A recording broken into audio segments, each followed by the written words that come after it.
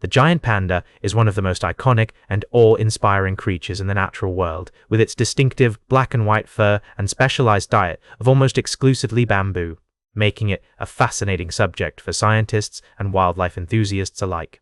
As an umbrella species, the conservation of the giant panda has far-reaching implications for the preservation of entire ecosystems, including the lush mountain forests of China where it resides. The giant panda is a member of the family Ursidae, but its diet of almost exclusively bamboo sets it apart from other bears.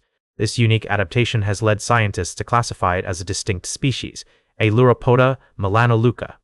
My expeditions in the field have taken me to the mountain forests of China, where I've had the privilege of observing these gentle giants up close, their black and white fur blending seamlessly into the dappled shade of the bamboo groves.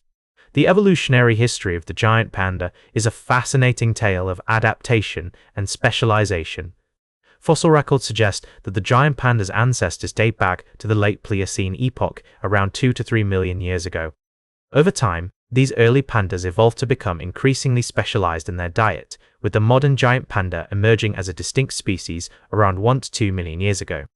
One of the key researchers who contributed significantly to our understanding of the giant panda's evolutionary history is George Schaller, a renowned biologist who conducted extensive field studies on the species in the 1980s. Schaller's work revealed the intricate details of the giant panda's digestive system, which is adapted to break down the cellulose in bamboo, allowing it to survive on this low-nutrient diet.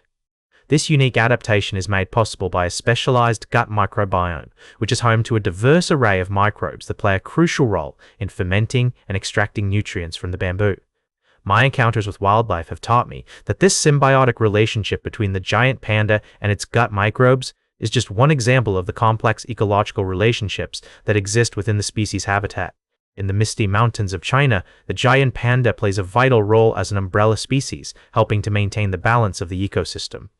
The bamboo forests where it resides are home to a diverse array of plant and animal species, from the golden monkeys that swing through the trees to the intricate networks of fungi and microorganisms that underpin the forest's nutrient cycles.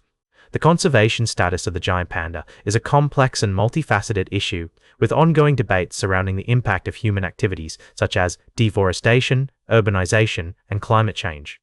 Despite being listed as vulnerable on the IUCN Red List, the giant panda has made a remarkable recovery in recent years, thanks to concerted conservation efforts by the Chinese government and international organizations.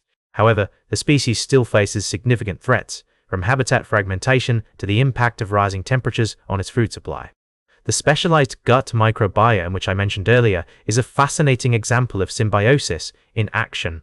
This complex community of microbes plays a crucial role in fermenting and extracting nutrients from the bamboo, allowing the giant panda to survive on this low-nutrient diet. My encounters with wildlife have taught me that this symbiotic relationship is not just limited to the gut microbiome, but also extends to the panda's interactions with other organisms in their habitat.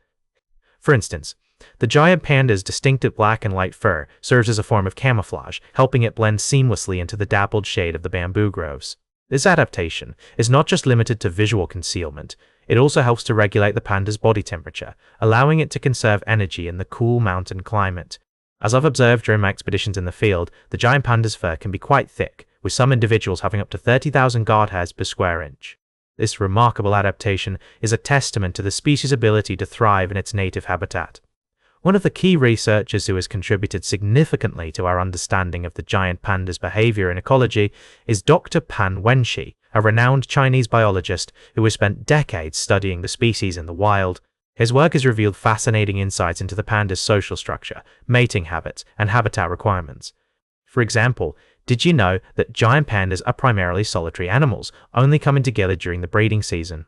This unique social dynamic is likely an adaptation to the limited availability of food resources in their native habitat. The giant panda plays a vital role in maintaining the balance of this ecosystem, serving as both a seed disperser and a nutrient vector. In terms of conservation efforts, the Chinese government has established a network of nature reserves and protected areas to safeguard the giant panda's habitat. These reserves provide a safe haven for the species to thrive, and have played a crucial role in the panda's recovery in recent years.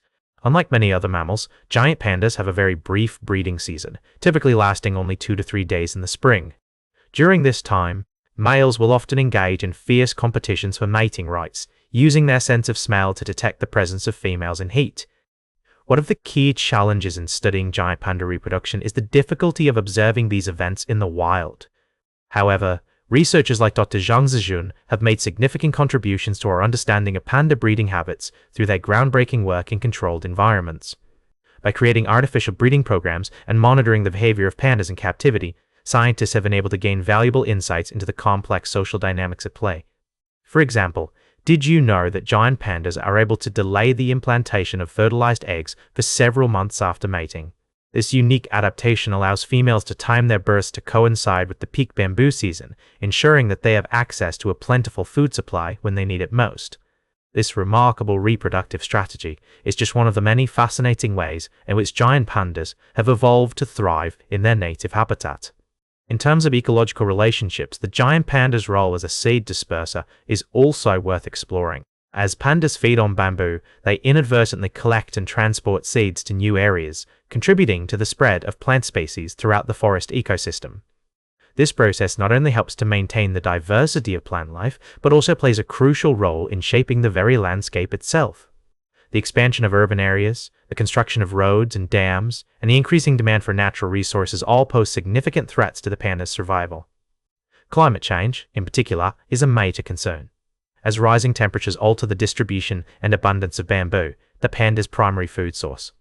Despite these challenges, there are many reasons to be hopeful about the future of giant panda conservation.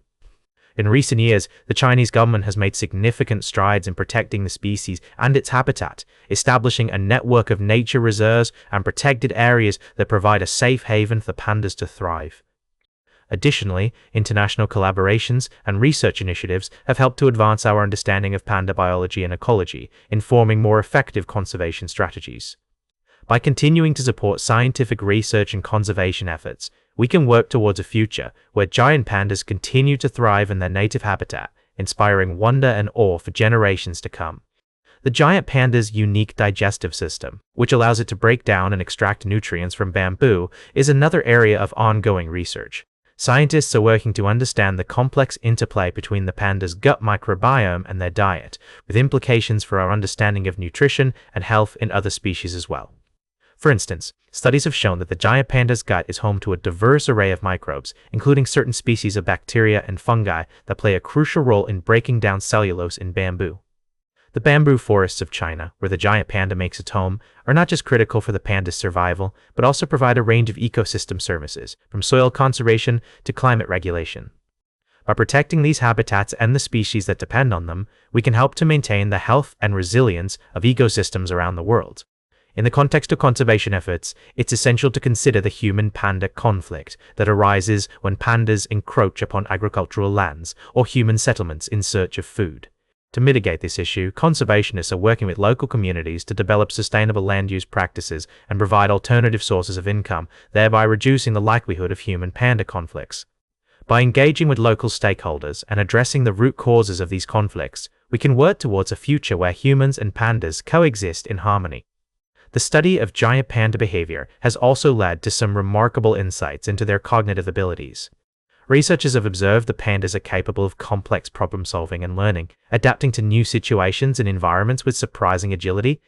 For example, in controlled experiments, pandas have been shown to learn how to open doors or manipulate objects to obtain food rewards, demonstrating a level of intelligence and flexibility that is rare in the animal kingdom.